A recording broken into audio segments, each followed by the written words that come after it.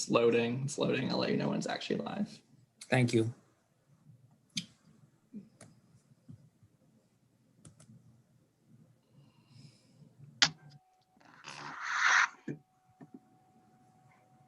Becky, you and Brenda are both our people, Like right? you're Our live. sign language interpreters. Thank you. I thought I'd met you before. Faces look a little familiar. A couple of pounds heavier than I was in May, I'll tell you that much. Just a couple? Well, Just asking, just asking. a soft, I'm not telling. No shade, right? Yeah. Always shade. Okay, we're live. So I'm Eric Ebersole, and I'm going to let each of the other delegates quickly say their name, and then we're going to tell you what's going to happen tonight. And so, just Sure, quickly say your name, and then we'll do an introduction. Yeah, I'm Clarence Lamb, Senator District 12. Thanks for joining, everyone. Hi, I'm Terry Hill, Delegate District 12. Glad you guys could be here. Hi, I'm Delegate Jessica Feldmark. Looking forward to chatting with you tonight. And I'm Delegate Ebersole, also of the District 12 team. I drew the short straw tonight, so I get to try to run things a little bit, and we'll see how that goes.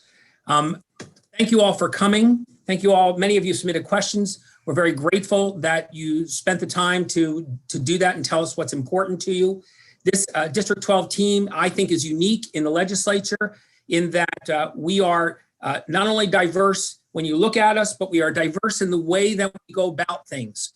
However, what binds us together is we have a value system that we all share, and we all have a great deal of respect for each other. To that end, we also have areas of expertise and particular concern that we really can drill down on very well. So tonight we're going to take some questions. We're going to sometimes look to the expert, but that doesn't mean we'll be done when the expert speaks or the person who is the most passionate speaks. The others of us may have things to add as well that we want to point out that might need some extra attention at that particular time.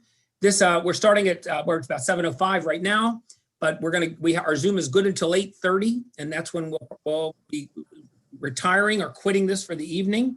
But to that end, we've received a lot of questions. But first, I'm going to give each delegate about 2 minutes to introduce themselves and basically just say how long they've been in the legislature, what committees they serve on, why they're here, and sort of what their passions are, and perhaps that'll do. Then you'll hear about some of our bills as we move forward.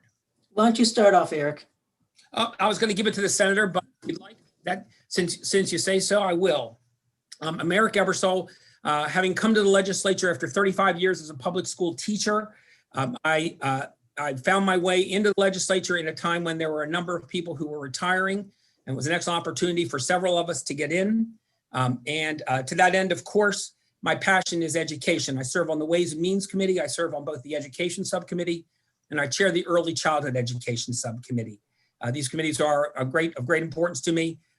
Delegate Feldmark serves with me on Ways and Means and has some of the other very important committees that she serves on. I care about them a lot, but I'm going to let her talk about them a little bit. And so I am happy to be here and serving District 12. Let's go with if we go with age, do we go to Senator Lamb next? If we go to the youngest? Oh, by all means, go to the senator. Great. He I just got might called have to out, jump so off thank to you. go to a radio show, so we want to make sure he gets his introduction in. Yeah, no, thank you, Eric. So Clarence Lamb, and as Eric pointed out, I might have to hop off briefly for a few minutes, of which I'll be back shortly afterwards too. But served in the House for 4 years, came over to the Senate after that. And previously in the House, served in the House Appropriations and Environment and Transportation Committee. My background is as a physician, so still see patients every week. I specialize in preventive medicine, which is just a fancier term for public health. So obviously with everything going on, this has been kind of the Super Bowl of public health, and a marathon at that. So we've been working really hard. In my other capacity, I also serve as the Director for Occupational Health for the Johns Hopkins Health System and Johns Hopkins University. And so it's been a wild 10 months for us, but also for so many of you in the public as well. I know you've had a lot of questions pertaining to COVID, which we hope to get to shortly. In the Senate, I serve on the Education, Health, and Environmental Affairs Committee, as well as the Senate Executive Nominations Committee, which reviews all of the governor's appointments. And then I also chair the Joint Committee on Audits, as well as the Joint Committee on Fair Practices and State Personnel Oversight. So with that, let me wrap just as a brief intro and then hand it back to our MC, Delegate Ebersol. Okay, Delegate Feldmark, I guess you're next. All right, thank you. Well, again, I'm Delegate Jessica Feldmark. As Eric mentioned, I serve on the Ways and Means Committee. I am the newest member of the team, elected in 2018, so in my third session this year. On Ways and Means, I serve on the Revenues Subcommittee and the Election Law Subcommittee, and I know we've got some questions in each of those areas coming up tonight, so look forward to discussing those. I also serve on the Joint Committee on Cybersecurity, Information Technology, and Biotechnology. Before running for state office, my background was in county government, and one of the areas that I like to focus on is making sure that state government and county government are really working together efficiently to serve our constituents. That's not always the case, but we're trying to do better. Okay, that would leave Delegate me. Hill. All right. Good evening, everyone. I'm Terry Hill, and the fourth leg of the four-legged stool called District 12 team. And again, glad to have you all here. I am also a practicing physician. I'm a plastic surgeon, 1991. So this November will be 30 years in practice in Howard and Baltimore counties in the greater metro area. I was elected along with Delegate Ebersol and then Delegate Lamb in 2014. So I've been serving since 2015. And the entire time I've been on the Health and Government Operations Committee. So that's my story. I'm still practicing. I'm actually finishing up seeing patients today. And so really glad that you're here. And I also want to give a shout out to our teams, Amber, who works with me, Scott, who works with Senator Lamb, is actually monitoring the questions in the room tonight and making sure that we do our jobs as best we can. Katie and Sean. Katie works with Jessica, and Sean works with Eric. So we want to give them a shout out. And we also have interns and other folks who help as well. But before we get too far in, I wanted to thank them for putting this town hall together. And Yes.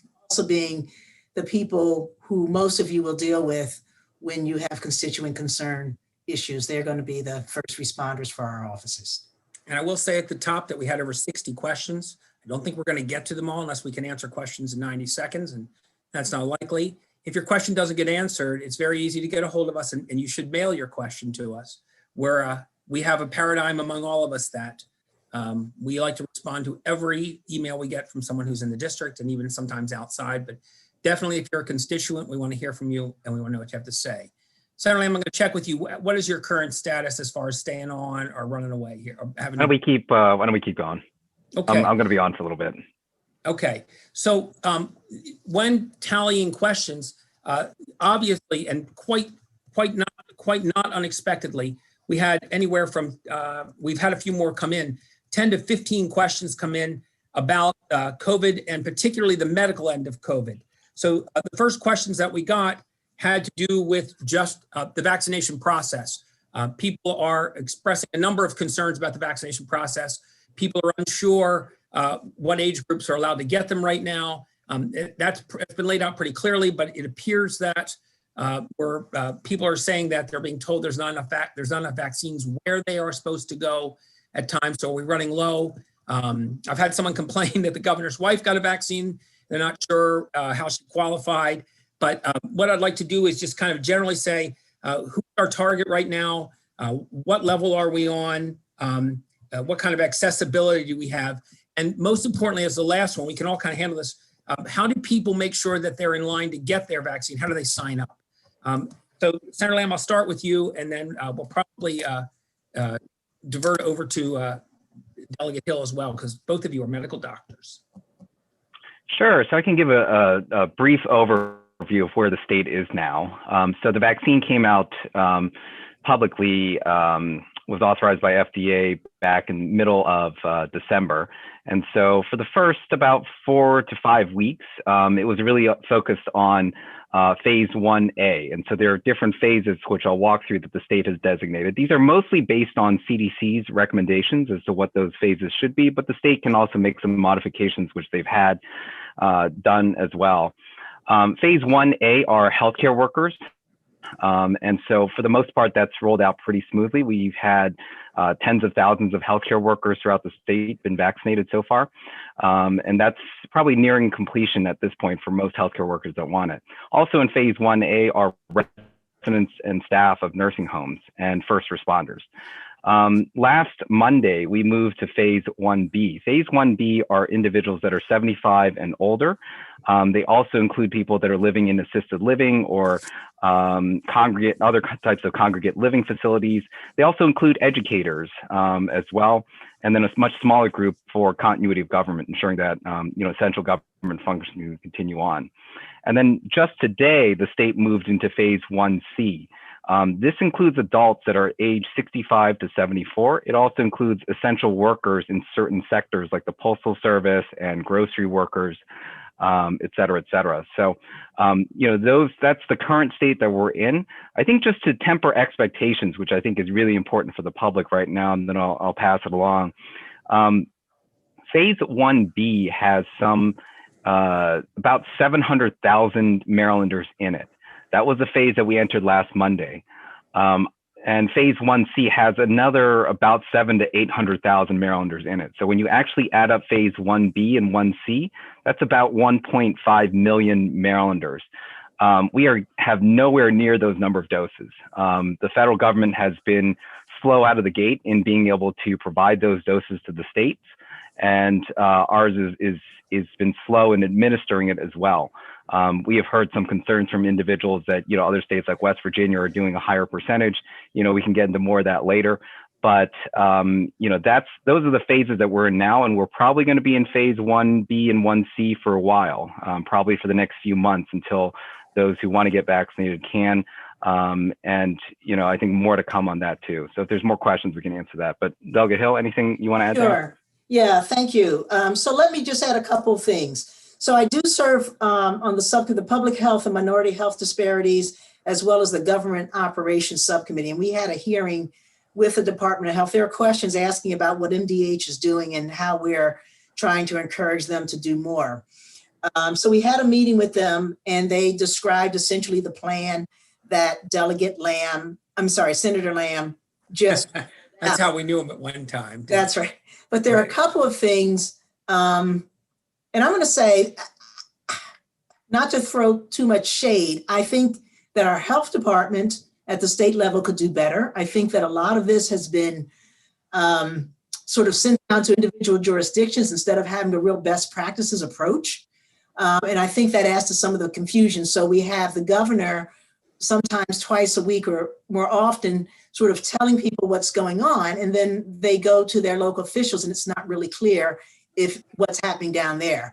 When we've spoken with our Baltimore County and Howard County health officials, they have manpower to run clinics. What they're lacking is advance notice of when the vaccine will be available for them to run clinics in enough time for them to let people know other than a day or two in advance.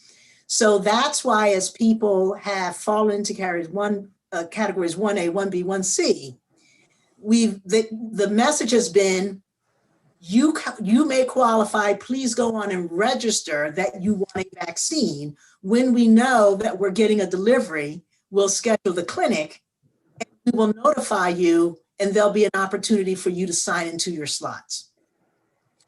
So that is the best they've been able to do. Everyone doesn't know it, so most people are waiting for a notice like we got for the testing, that CVS is going to have a test and Walgreens is going to have a test.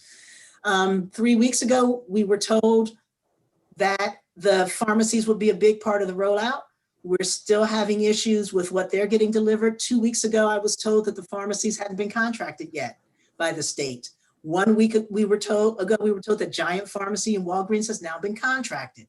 Haven't heard anything about what's going on with Rite Aid and CVS and Safeway pharmacies. So we're hearing as legislators from the chain pharmacies that they're having issues. We're also hearing that physicians, primary cares, and others, whether it's the dentists, the pharmacists, and so forth, who want to deliver the vaccine, they're not clear when they're going to get deliveries either. So this is really an issue, and part of it seems now to be related to what we found out in this past week with the change of federal administration, that we were being told that what Pfizer and Moderna were able to produce and deliver were very different, and we don't have the productivity that we were led to believe is there. Now, for those who didn't know, Dr. Fauci in his press conference last week pointed out that part of the plan is to get some of the other vaccines that have been in trial on board soon. And then 2 days ago, over the weekend, we heard that one of those, and someone can correct me, Clarence, you may know, I think it was with Merck, that 2 of the promising vaccines that they thought would be available look like they're not going to be available. So right now, we're still dealing with Pfizer and Moderna. I'm going to say this to everyone at this point. You know, it might have been appealing a month ago if you wanted a vaccine to decide which one you wanted. At this point, when a vaccine becomes available to you, there is not enough distinction, in my professional opinion, for it to matter. And you should go ahead and get whatever vaccine is available at whatever location you can. So in both Baltimore and Howard counties, you can go on the COVID vaccine. You can Google COVID vaccine, put the county in. And if I could just interrupt you, Scott's going to put that information in the YouTube so that people can actually copy and paste it. Great. They can do this. Now you can. Yeah. But what you're going to get is for them to ask you a series of questions about your age and your exposure so they can put you in the category. And then when the clinic opens up, you'll be given a notice. So that presents some additional problems. If you don't have ready access to the internet, that presents a problem. I haven't confirmed for Baltimore County. I know that Howard County has a phone number that you can also call, and they can either help you through the document. I believe Baltimore County does too, but I could be wrong about that. Or they will allow you to give the information. So for most people, if you don't live in a conjugate facility, or if you're not working at a healthcare facility or related institution that's getting their own vaccine to distribute, you will need to go for now through the county. The good news is, even though we talk about 1A and Senator Lamb mentioned the number of people, 1A and 1B, the governor did announce, and the health department did announce at the state level about 2 weeks ago, that we're now going into what's called a rolling qualification, meaning we don't have to finish everybody who qualifies in 1A to go to 1B. So if you're a 1B or a 1C and we're now at your level, you don't have to wait to make sure everybody ahead of you goes. You are eligible to get the vaccine. All right. And many people are going to find that they're eligible in more than one level, and they're going to get it when they can. So that's all I'll say. There was an additional question, and I can pass that around, about what's the outreach for the people who traditionally have valid reasons to be suspicious about what the government's doing, particularly Black and Brown communities. And Maryland Department of Health has marketing that they're putting out, probably, and it's in Spanish and English. Those are the primary groups that they're trying to get. I don't see them putting marketing out in Chinese or other non-English languages that we have many of our residents who speak as primary languages. And they're trying to get it out into the social media that would target those groups, and even some of the radio stations. So if you haven't seen it, then they're not doing a great job. And if you let us know if you think there are other ways to get that information out, that's fine. And obviously there's been some effort to make sure that those of us, and I will tell you, I was a skeptic. I was a skeptic till about 2 weeks ago. And I just hadn't seen enough to answer my questions. I wrote a letter to the editor to the Baltimore Sun that never got published, just saying if we want to deal with the skepticism, we have to have more transparency and more honesty. And I'm going to stop there. I know I went on for a little. Can I just add 10 seconds real quick to that? Yeah. So I do serve, I've been asked to serve on this vaccine oversight work group. This was created last week by the Senate president, and we just had our first meeting today. The purpose of this is to keep the state on top of what's taking place with the rollout of the vaccine, that we want accountability and oversight over this process. There's currently an acting secretary of the Maryland Department of Health that's been leading this effort. Obviously, I think for the reasons that Delegate Hill just mentioned earlier, I've been pretty disappointed with the rollout of this generally. And so this vaccine oversight work group is in place to ensure that there's accountability here before we move forward with the acting secretary's appointment. So if there are questions or concerns, you're always welcome to reach out to me, and we're happy to present that directly to the secretary and to the department during these weekly work group meetings. So the specific question, 75 and older, if you're 65 or older, try to go on to the links that we're giving you, put your information in, and wait to hear about where you can go and when they're going to have a clinic. Okay. So that brings us to governor's responsibility. There's one particular question that says that they were listening to WYPR this morning, and Governor Hogan said the vaccine administration is being slowed due to lack of staff. And they said, what are we doing? And I put that squarely on the governor's shoulders. This is the governor's agency, and the governor needs to, when he says lack of staff, it's lack of staff that his agency has gotten in place. Some of the slowdowns are due to the fact that there has been not a great deal of attention, not the kind of attention paid to that I think should have been. And on that subject, I'm going to go to Delegate Feldmark on this, because all of our staff are doing a great job on this. This has to do with things that have happened during the COVID outbreak. One that has been particularly poignant, and our staffs have been tearing their hair out about this. And in particular, I know that one person who's stressed over is Sean Mine, but Katie Mettle, who works for Delegate Feldmark, about unemployment insurance and how it has gone. And so I didn't know maybe if Delegate Feldmark, you wanted to talk a little bit about what you've seen happening there. Well, this is not a fun question to answer, because it has been disappointing and just really problematic. We have had constituents who have been waiting essentially since the beginning of this pandemic and fighting with sort of the bureaucracy in the Department of Labor to get their unemployment insurance. And it's been really challenging. And I know, as Eric said, and Terry gave a shout out to our staff at the beginning of this, they have gone just above and beyond in trying to advocate for folks who are not getting the service they need from the Department of Labor.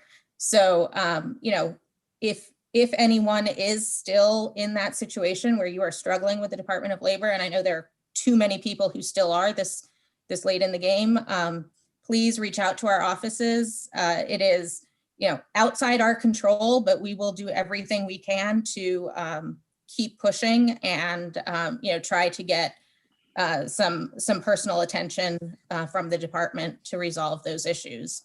It is something that I am hopeful that we may see some additional improvements coming from the federal level. I think some of the issues that we're dealing with are inherent to the structure of the unemployment insurance program, and those are federal regulations, but there's really been horrible understaffing and underattention to dealing with these issues at the state level. So that is something we will continue to advocate for and try to help people get the assistance they deserve.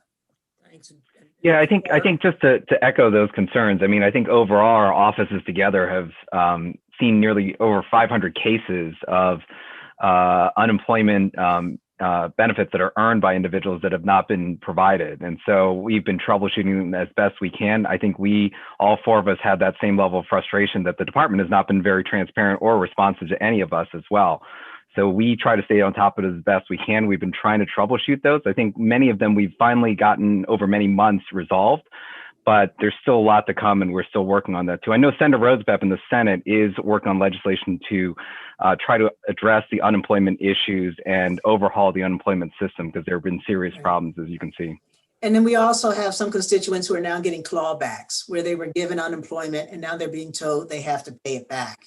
And I know the administration in the beginning was, I think, a little bit too cautious about avoiding that situation. They also were very cautious about their budget. So when they saw what was going on and there was going to be this huge ramp up in unemployment complaints and filings, they did not.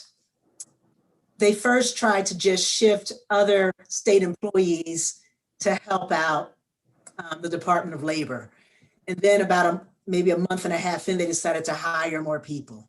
And then they were hiring. So if you've been laid off waiting for a job, that may be, and certainly some of it actually requires more than the skills to answer a phone. So there's some training, but I think we all felt like they were very much behind the ball, or, and not getting things out of the gate as quickly as they were being encouraged to do. And now it's playing catch up. And that's the same thing, this question about what's going on, why there's a lack of personnel for the vaccine. The administration signed up thousands of healthcare workers and other volunteers to the Medical Reserve Corps, which has been in existence for, at least a decade. I'm one of the people who signed up in March. There was some training. I've just got information from them that I've shared with my chairman and my vice chairman about the numbers of people who signed up and how many of them were actually going through the process to be verified and how they're being caught up. And there's a disconnect because what's happening at the jurisdictional level is they can't call out Medical Reserve Corps unless they're assigned by the state. The state has a list of names and somehow it's not always getting down.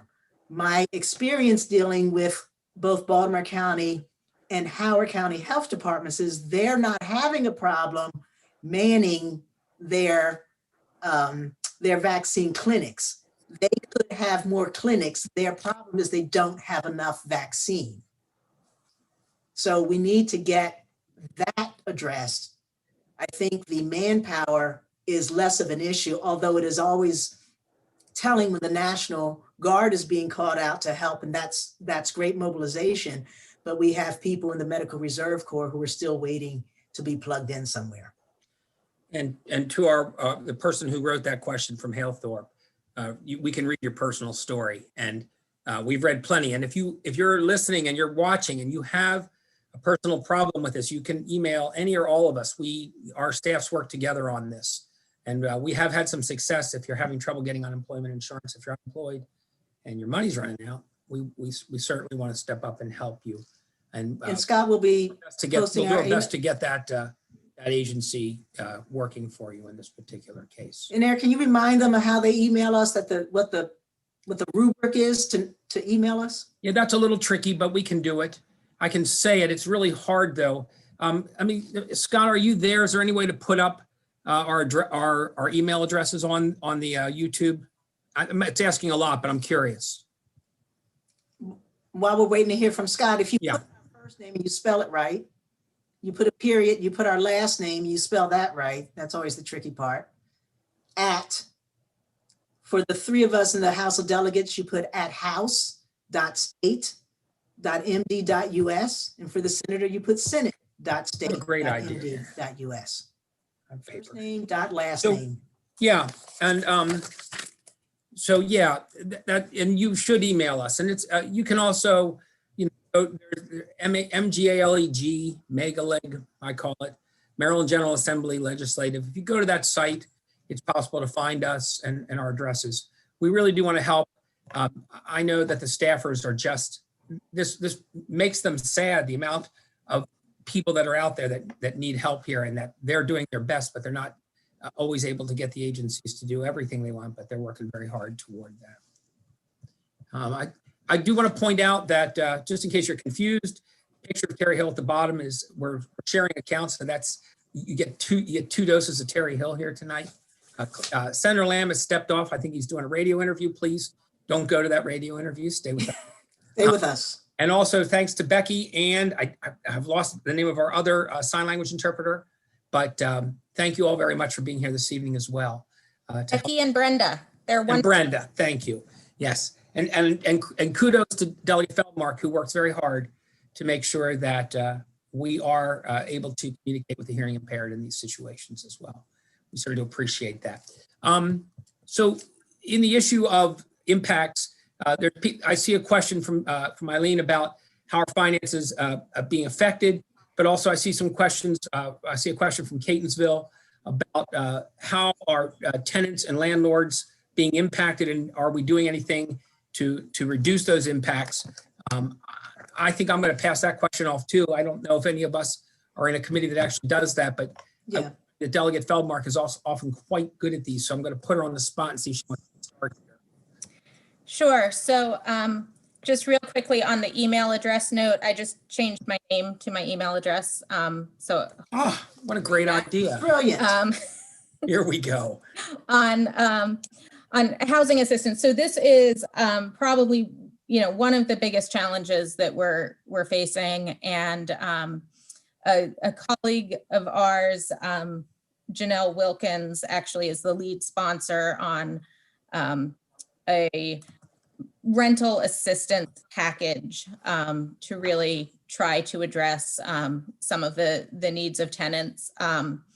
And there is also some legislation. I believe Delegate Von Stewart maybe is sponsoring some legislation, which is sort of the corollary for home ownership and foreclosure prevention. So I think that is one of the big challenges.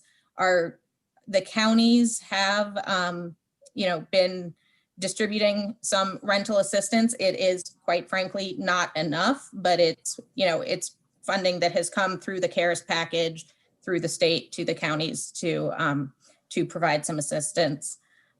There is also a statewide effort on right to counsel for tenants who are facing eviction proceedings. In Howard County, we also have a local bill pending in delegation for right to counsel for tenants facing eviction.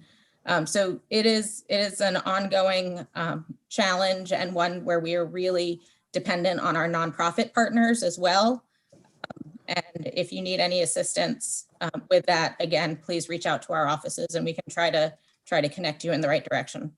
And let me, if I can add, I think people need to understand that the eviction moratoriums and all that are their time, they hold things for a little bit, but there are landlords who need that money.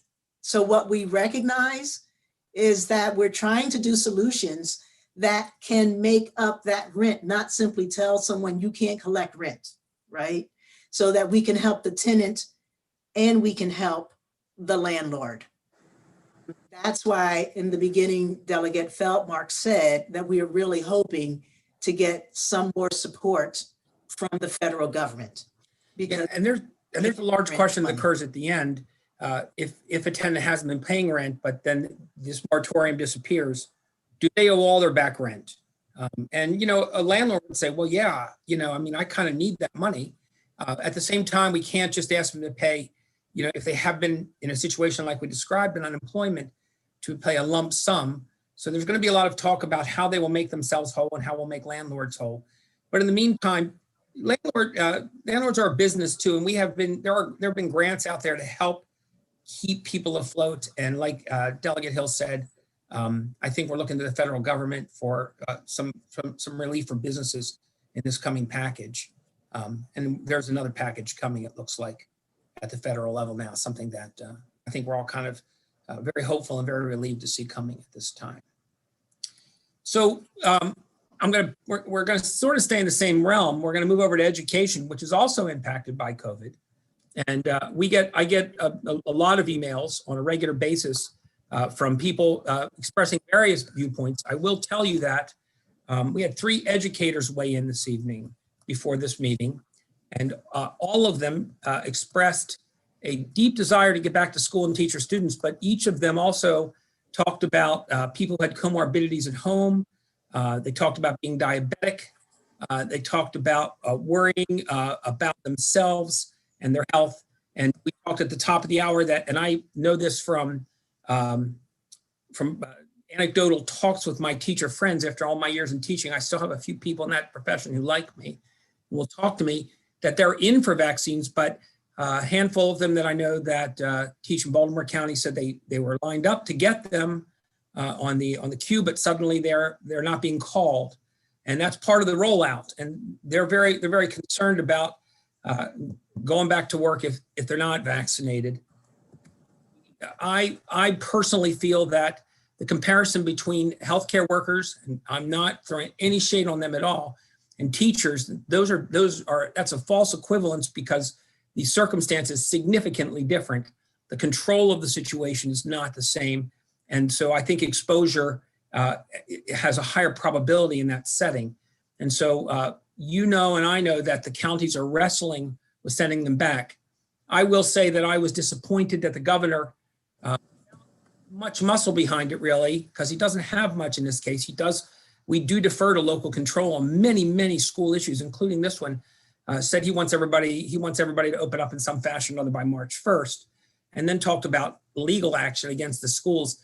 I will tell you too that I've never seen such a morale drop among the teachers that I know in terms of the fact that was announced at 2:30 in the afternoon when they were all working. Instead of being able to even watch it or pay attention to it, they got it mostly through hearsay. They were on students at the time, many of them, and that they felt as if they were the pawn piece on the chessboard here, and that nobody was particularly concerned about them. And most people were just saying that they were being selfish.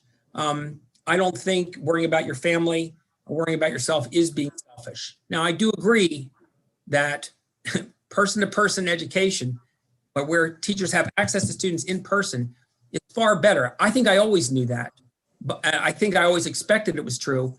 I think it's a very thin silver lining to all this, that everybody realizes the value of children being in school with teachers as opposed to strictly being online.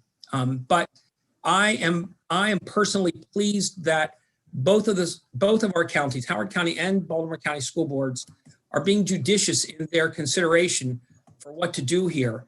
Let's not forget that although it is medically pretty accurate that children don't seem to be as susceptible to the virus, they're not immune, and they're not able to get the vaccine yet because it hasn't been tested below 16 years old on anyone. And so we may not only be endangering teachers, and children could carry it and not show symptoms, but they can show symptoms and they can run into trouble. So to the educators who wrote in, I personally am expressing that opinion here to you, but I express it also to the people I know who are on the boards of education in our counties. I don't know if either of the other of you want to weigh in on that, or if you want to say something about that. I'm okay. To that end, they often let me talk about education the most because I agree. We can't we can't let the sense of urgency override our commitment to safety, and we've got to remain committed to reopening safely. I don't have anything more to add to that. I think that what I'm sensing in the community, I agree with what both of the other delegates said, but I think what I sense in the community is people aren't sure what that means. And I think that's what the teachers have been asking. What does that mean to open safely? So again, just like with the vaccine, there's just a lack of sort of straightforward, honest discussion about what is masking, what can you do? Is it more than sanitizer? And if you're in a private school with a lot of land, you can put 10 kids in the school or in a class, all right? If you're in another jurisdiction where you've got 30 kids, normally there is no other place for kids to go. So the idea of social distancing, it's foolish. So that's part of the problem, is that a lot of people are sort of judging their school and what they think can be done in their school, not understanding that these decisions for a school system typically are going to involve all the schools in the system. And that's really the challenge for the districts, is to make the decisions that do the best for the most good. So both Baltimore County and Howard County have students who are most in need of one-to-one contact coming in now at some level, right? So there is some in-school learning, but the idea of making it broad, it carries a lot more repercussions than a lot of us think of. Okay, so that's all I wanted to add.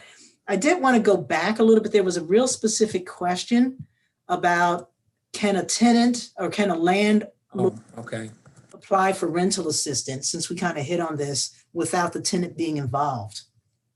And the programs that are available do require that the landlord consolidate all the applications. And I think a landlord can at least start that application process and say, I have a tenant here who hasn't paid.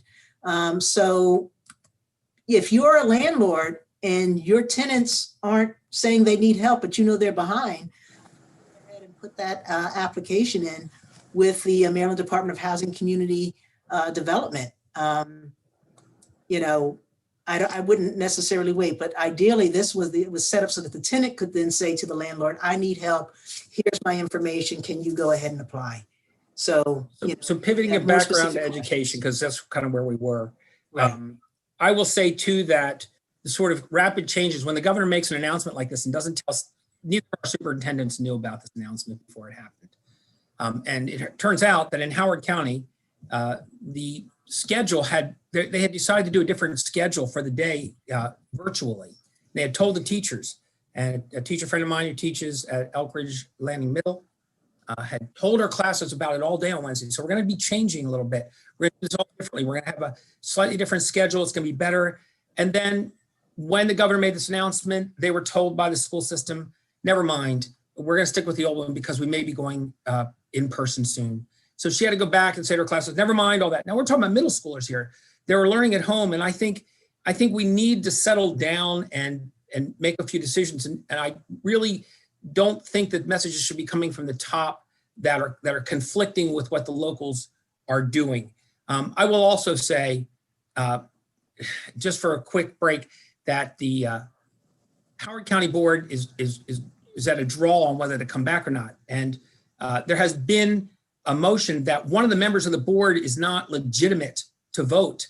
And I think that's ridiculous. That's a student member of the board, and the student member of the board is around in almost every system in the state. And in every system in the state, they vote. These people have some brick and mortar experience. They know what's going on inside buildings, and they also have a student's perspective. And I have found student members of the board in my teaching years and these years. They're intelligent, they're hardworking, they're responsible, and they really have a very important voice and vote. And there is a delegate in Howard County that is introducing legislation to essentially steal their vote away from them. If they're high, their vote doesn't count. That means their vote doesn't count. And I'm disappointed by that, because what you do when you don't like the way a vote comes out is you lobby to have that vote changed the next time. You work and try to change people's minds. You do not just pull people out. That would be akin to saying certain people can't vote in an election because you don't like the way they're going to vote. And so I'm disappointed that this bill is even being put forth. And I'm disappointed in people who are planning on suing the Board of Education over a vote that they take where they were duly selected according to the law. The student is elected by students. That is true. But that is an election, and that is a democratic process. We have a student member of the state board. We even have a teacher on the state board who's elected by teachers, because these are stakeholders, and they're very important to have there. So on that issue, I believe we should, if the board votes for students to come back, I will hope they'll make that decision very carefully. They will look at the positivity rates and see if they justify it. But we will look to them to do it in the way that they are supposed to vote on it. Can I just add something real quick that came up earlier today during the COVID vaccine work group hearing before with the secretary, excuse me, with the acting secretary, something that's very concerning, because I think the governor on one hand has said that schools need to have reopening for in-person instruction by March 1st. And yet when we asked the secretary this afternoon whether or not every teacher that wants to get a vaccine can do so by March 1st, he couldn't assure that they would. And so there's a huge disconnect there, that if we're going to send teachers back into classrooms to teach students and they don't feel safe, we need to ensure that they can get a vaccine. And if MDH can't assure that, then, you know, there's a problem here with what the governor is trying to mandate. So, you know, I'm concerned with his order and mandate on a few levels, but I think that's incredibly concerning if they can't assure that every teacher that wants a vaccine can get one before March 1st. Thanks. Anybody else on the issue?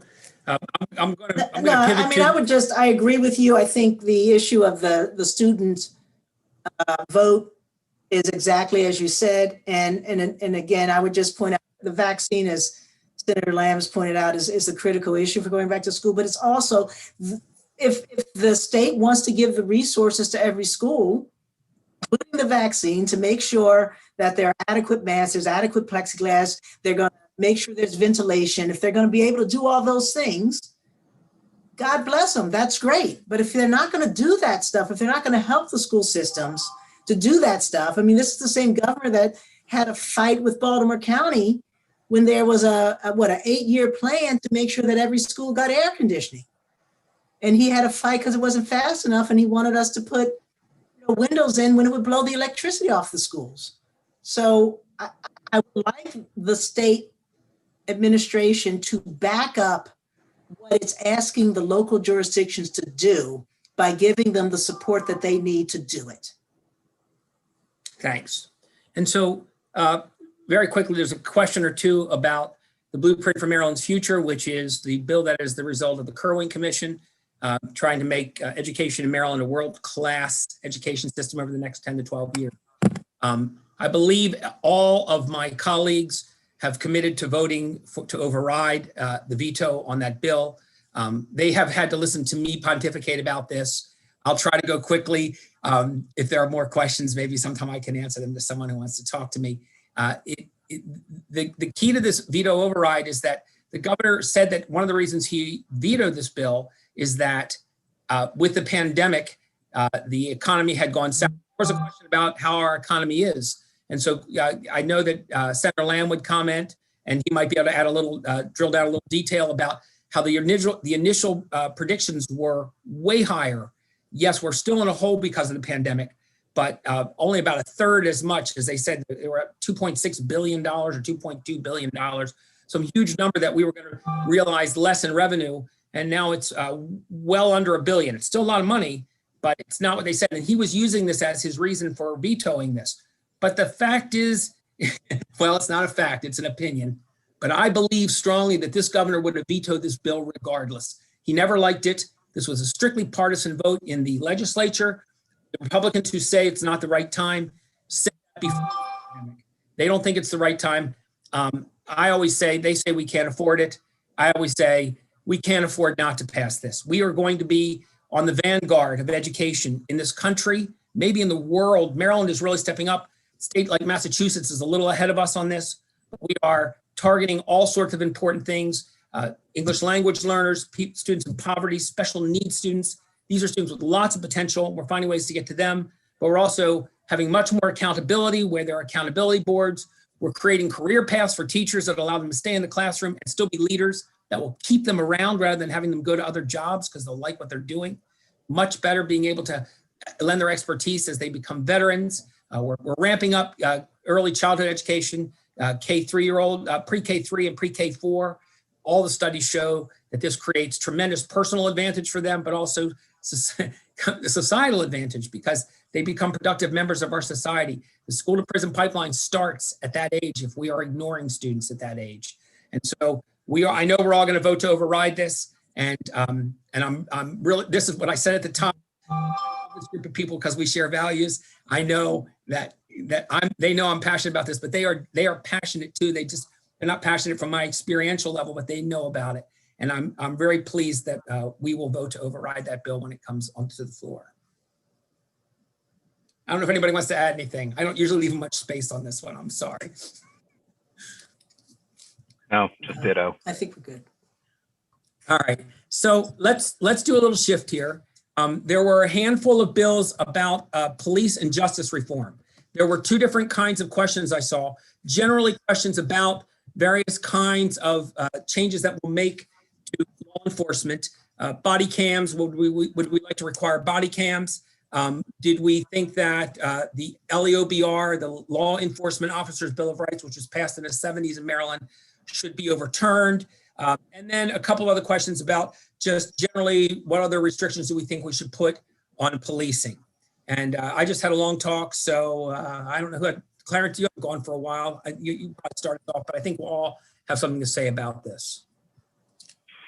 Yeah, I think, and I'll be brief because, I think we've all talked about this before, but, I think many of us were appalled by the, what we saw take place over the summer, and certainly recognize that there's a need for reform of our law enforcement system to ensure that there is proper justice for everyone equally.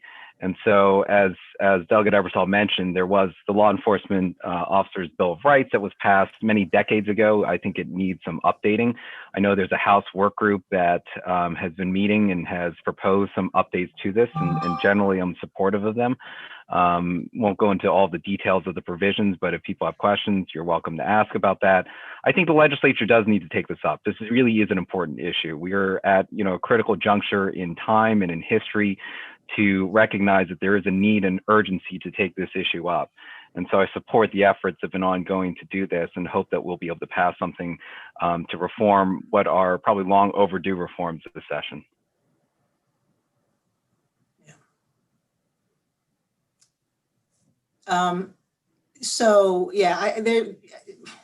Not to be redundant, there's a lot of work that needs to be done in criminal justice reform. I know a lot of people were shocked, and unfortunately there are a whole lot of other folks that weren't surprised at all by what we saw happen over the summer. I do think that this is a significant and pivotal moment for our nation, and that if we lose this opportunity to make the kind of change that will really move us towards a more perfect union, and finally actualizing the grand promises of our founding documents, if we lose that opportunity, then we really should look with great shame to our children and our grandchildren. And I know this stuff is tough, but I think it's important that we, and I've said this to police officers, I've said it to, the presidents of the unions, that somebody made this about the people against the police. This has always been about what is justice supposed to look like. The police stand as right at the line between the government or society and whoever we see as the perpetrators. The police only do the things that we as a society to tell them that they are supposed to do.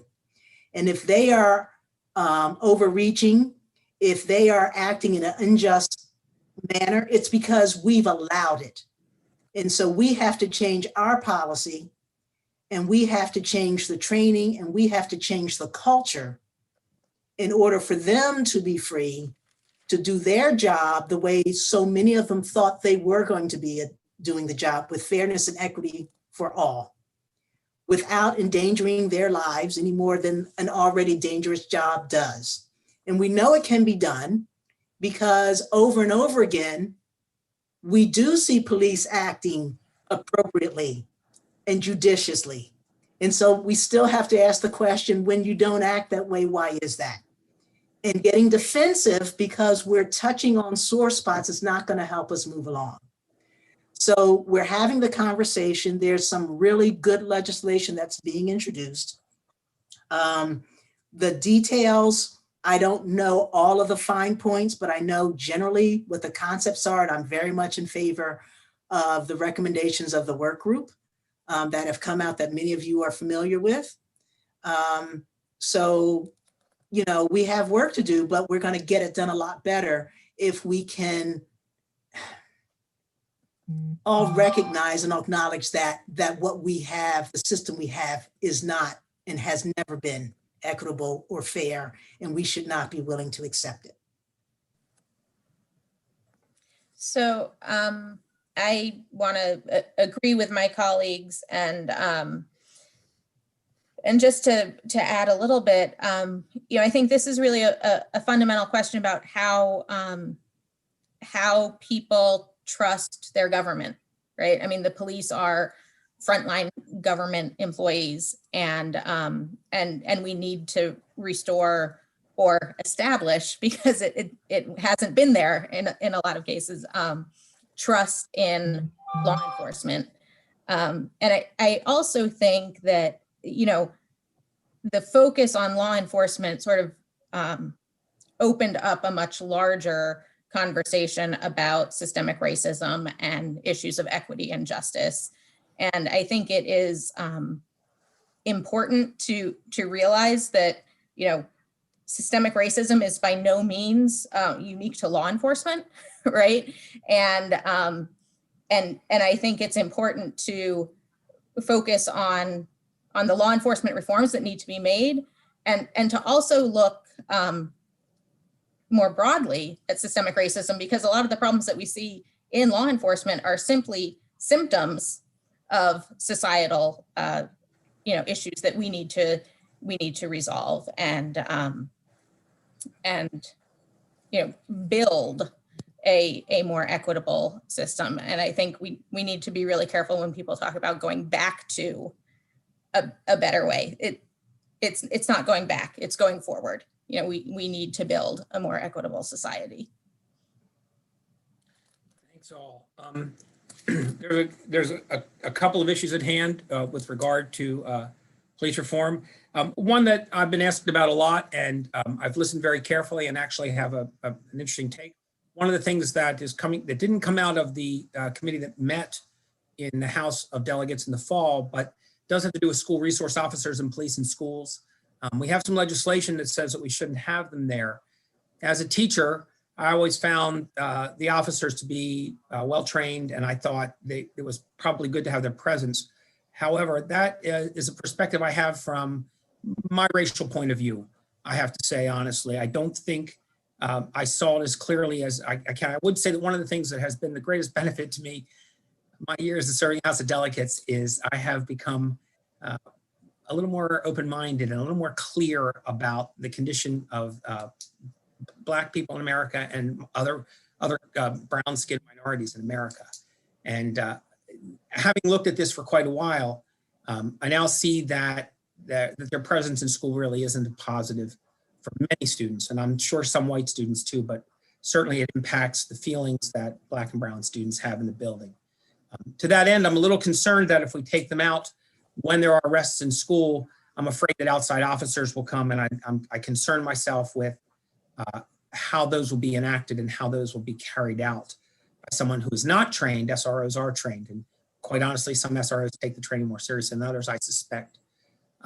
However, I believe that one of the things we can do is we can certainly, if we take police officers out of the building, we don't just have to put them back on the street. Those officers, yes, but those positions can eventually be retired and used to create social workers and psychiatrists and psychologists in the building who can actually help students who are having difficulty.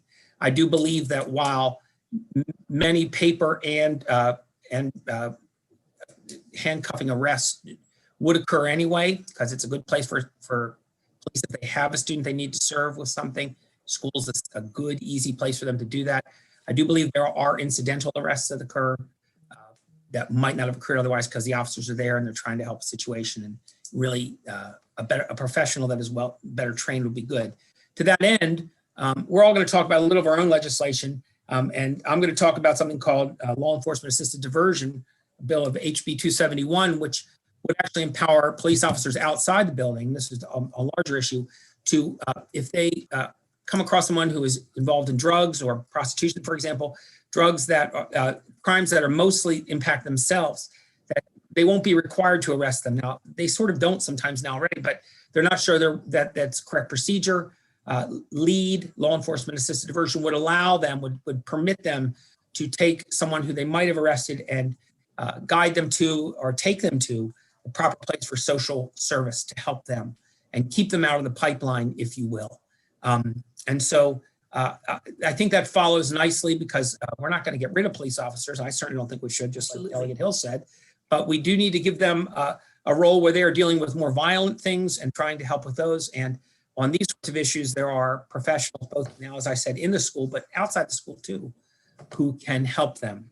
And Delegate Hill, there's a comment, there's a kudo to you, but also a comment on your HB 202. I don't know if you saw it in there, but it had, it's a very good idea it's about working, about people being found work. But there's a comment that maybe the minimum wage is a heavy burden for that bill. I don't know if you want to comment on that. Right. So right now, prisoners who work, who actually, all the furniture that we have down at the General Assembly, at the most of the University of Maryland, most of our state buildings, really quality furniture is made by prison labor.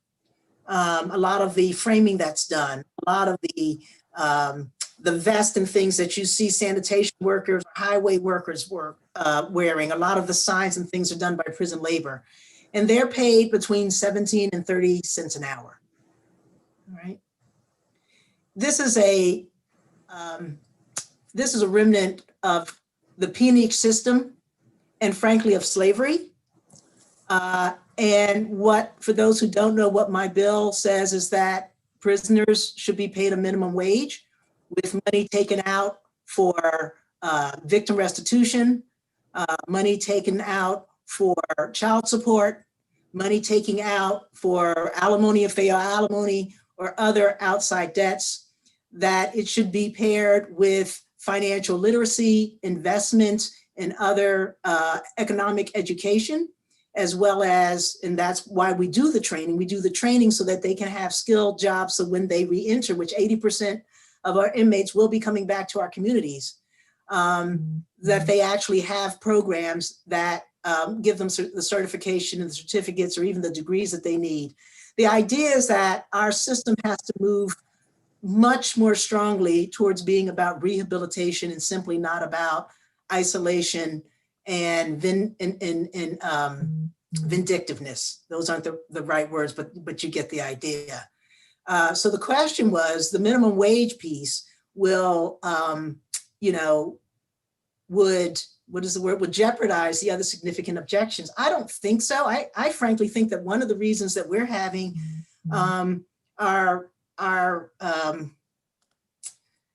some of the issues that we're dealing with now nationwide in terms of our great reckoning is because we built our country on free and underpaid labor for centuries, which misled us about what our true economy was and what the true value of service. And it's not just, slavery of African Americans or of Native people. It's also women who were working, without any compensation or any recognition that the work they did had value. And so part of the reason we think that, even as a physician, that I think that the value of my service is so much greater than what the economy actually wants to support is because for centuries I was told that it was worth what it wasn't because the free labor was not accounted for. And I think that when we have people doing this kind of work, it does a couple of things. You pay them a minimum wage, and we can negotiate that a little bit, but what they're getting now, this is unacceptable, and I think that you're not just teaching skills and giving dignity, but you want people to come out better than when they went in. And rather than give them a bus token to get to where they have to go, if they're able to save money and make money, they can actually come out and have less of a chance of being drawn back into the same cycle of crime that we see others drawn into over and over again. Because if you can't have a job, if you've got no income, then we make it impossible for people who are truly sincere. When they're truly sincere about changing their lives, we make it almost impossible for them to do so.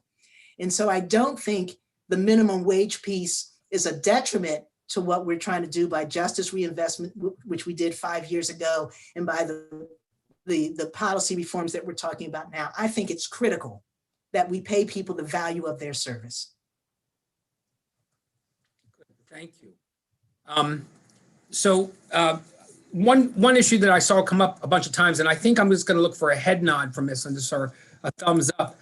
Several people talked about the revisions to the parole system in the state of Maryland, specifically taking the parole system out of the governor's hands. And I believe that was a bill that was in session last year. I believe we all voted for it. I just don't think it made it all the way through, and I think we're going to support that. I think we would all agree that, and you guys can expand on this a little if you want. I think you should if you need to. That this will depoliticize the parole system and not make it something where the governor sort of makes a decision. There's a parole board that does it, and the governor's hand probably shouldn't be in that part of the justice system. He's not a judge. He is the governor. And he appoints the members of the parole board. Right. He does. All right. So there's a board that he appoints. And this is not just about the current governor. It's been the same problem with previous governors of the Democratic Party. Right. Right. You appoint a parole board, let them do their job. So let's roll over to the environment a little bit, because we both, Terry, you and I have talked about a bill. I know that Delegate Feldmark has a bill, which to me does have to do with the environment. It's House Bill 84. It's called the right to repair. And I think it's a really good idea. And I think, there's lots of things we can talk about environmentally, but I think this is a nice thing for you to tell us about a little bit. Sure, thanks. And I was glad to see a question come in about it, asking for our support. So right to repair is the basic concept that if you own a product, you should have the right to get it repaired. And of course, as simple as that notion is, it's something that manufacturers have started to deny consumers. So this is both a consumer rights issue and an environmental issue. One of the most frequent times this comes up is with personal electronic devices, your cell phone, tablets, computers.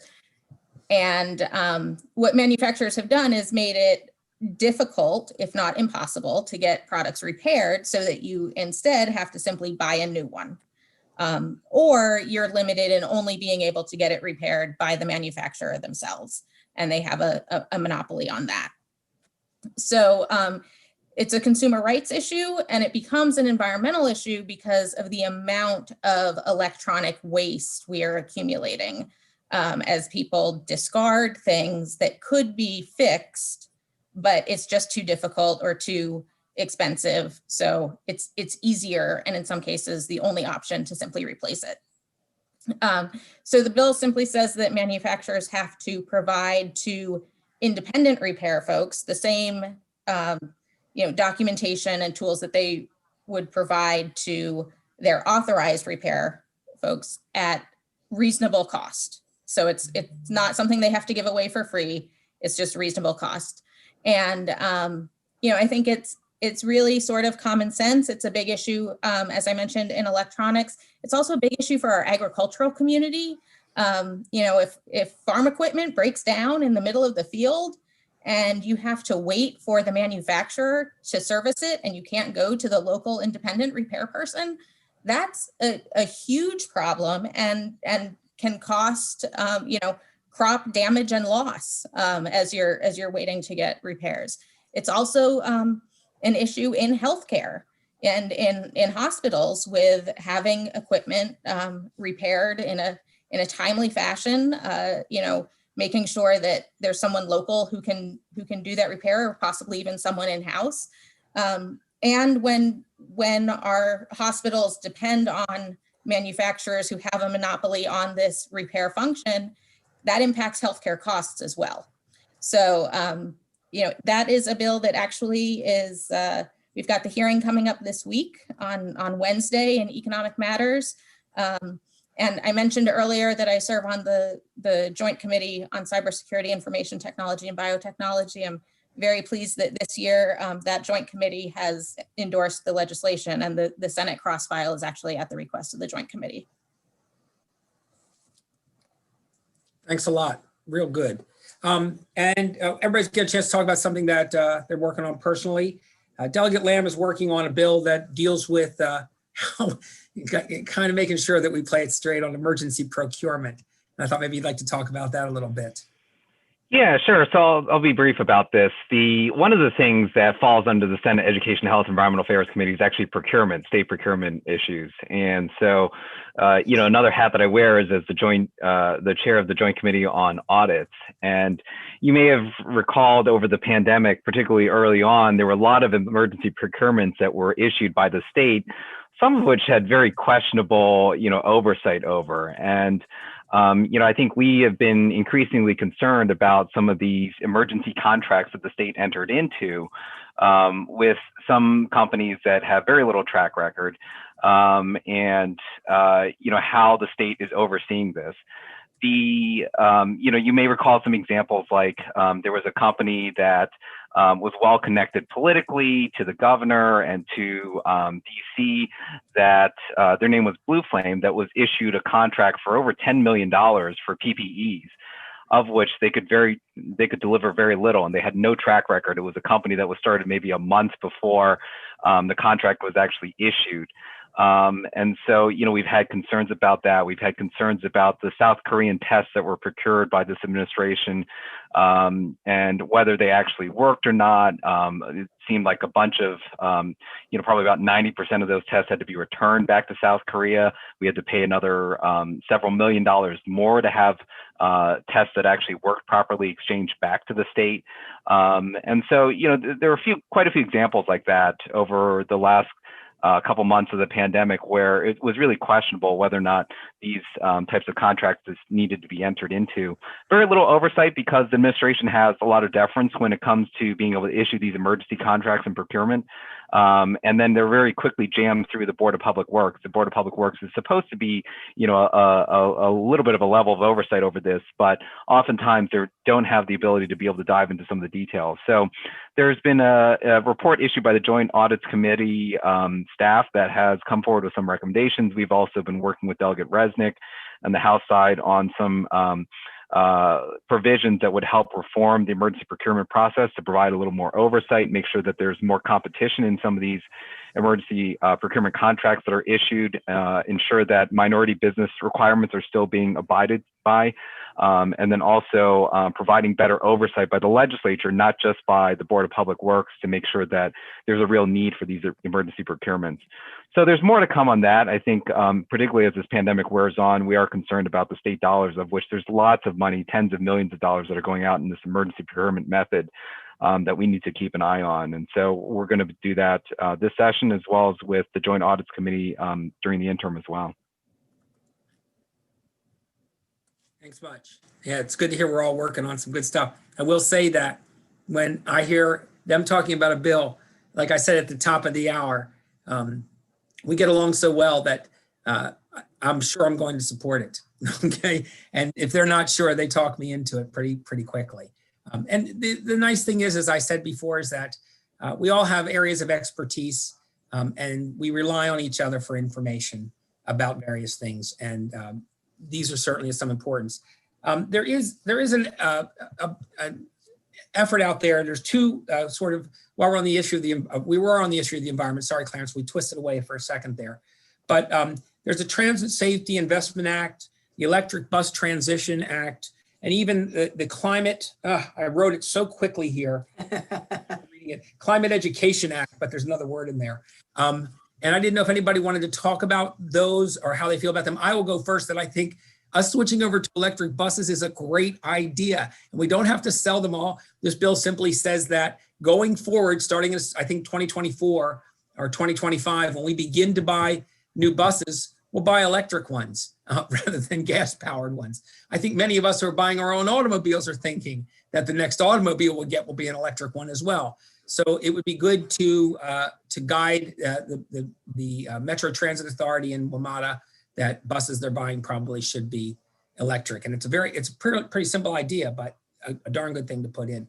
I didn't know if anybody wanted to talk about transit safety investment. I mean, I think we recognize and have been fighting very hard. We recognize that public transit is a critical part of, or should be a critical part of the infrastructure of our communities. I am still, I'm supposed to get over it by now. I have not gone over the cancellation of the red line.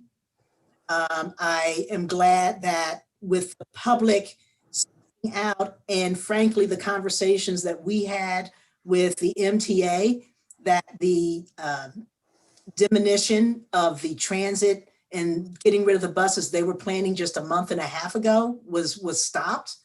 I think that before we came to the General Assembly had decided that the bulk of the transportation funding going forward would go to public transit and for transit nodes and modes and not for roads. And the administration obviously saw things differently. So especially during the time of COVID, especially as we're talking about who are the essential workers and how the heck do they get to work? We have to recommit to making sure that we are a transit-friendly community. And I'm sorry, I spent years in Boston. I spent years in New York.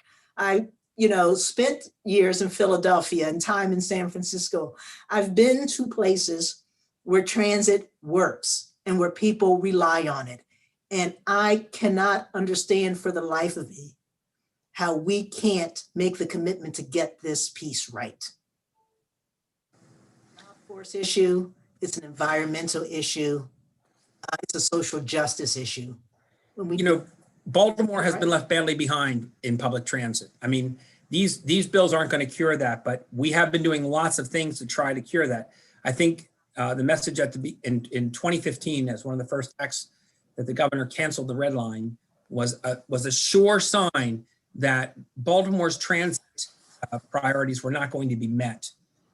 We dragged severely behind. The bus system was revamped, but talking to constituents, some found it worse, some found it slightly better, but most of them didn't really notice much difference. Buses have to drive through traffic, and traffic slows, whereas rails can subvert and get around traffic and move more quickly. They're much more attractive in that way.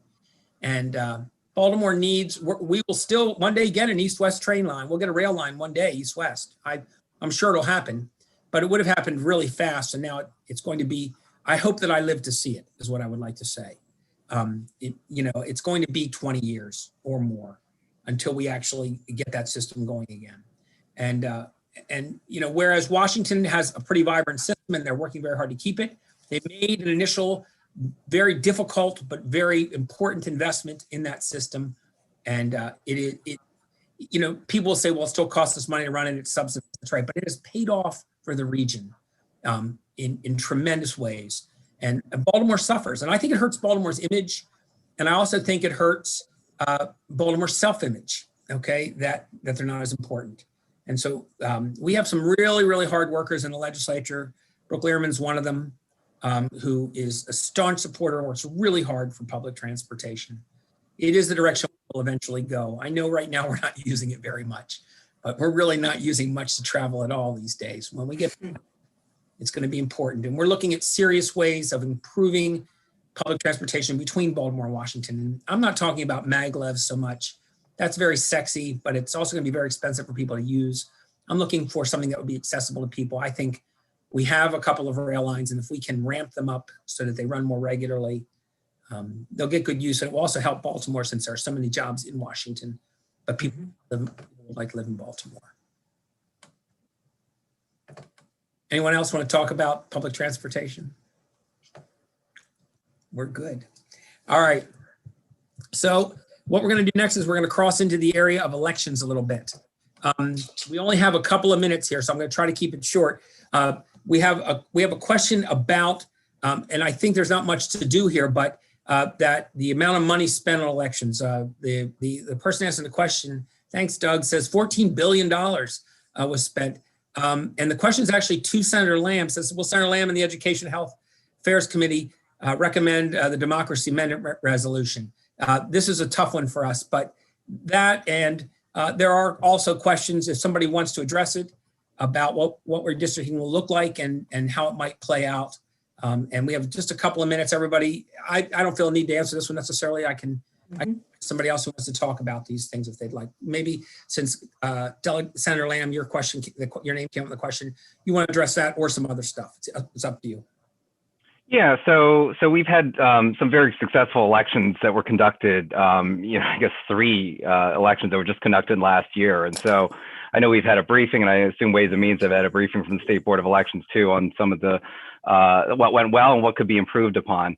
I think one of the things that I'm actually working on is a bill that will have the ability to fill a vacant legislative seat sooner with an election. So oftentimes you may have a legislator in their first 2 years of their 4-year term resign or retire or take another position somewhere else, and that leaves a vacancy. What happens then is that the Central Committee for that county will then submit some nominees to the governor. They can identify a person to fill that seat, but that person will be able to serve for almost a full term or 2 years plus in that seat without having any responsibility or answering to voters. And so this bill, which has bipartisan support, actually probably would have passed last session had it not been cut short, but would be a constitutional amendment to the state's constitution to require that in any instance where the first 2 years of a legislator's term becomes vacant,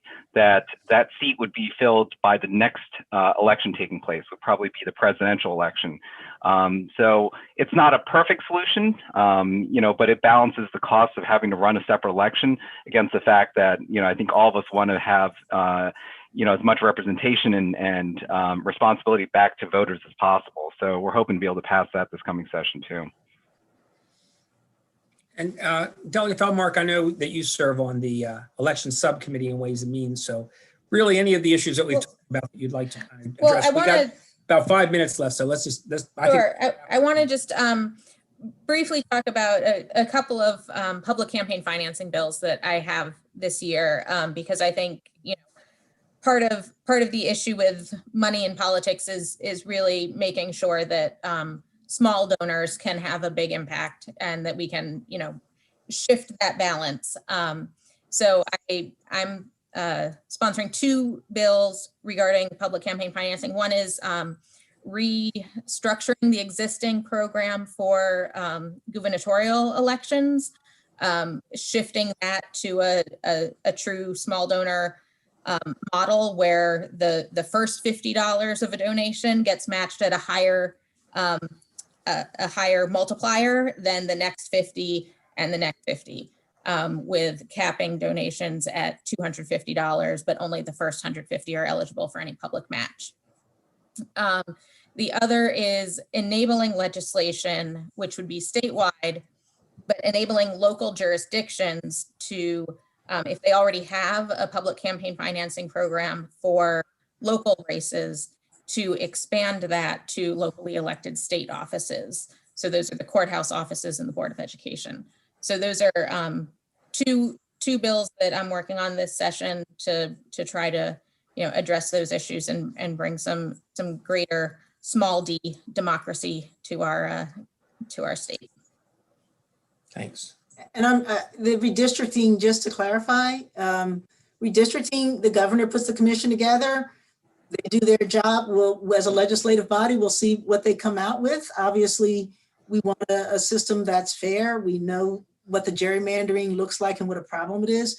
But no one's specifically asked this question in this forum tonight, but we've heard it before, where, people often say that they want all the jurisdictions to be contained within the county, right? So, but as a representative of District 12, I want you all to know, and I don't think I speak for myself here, that representing 2 counties and the communities that we represent, I think has made me a better legislator. I think it's given me a broader understanding of the issues that people across our state deal with.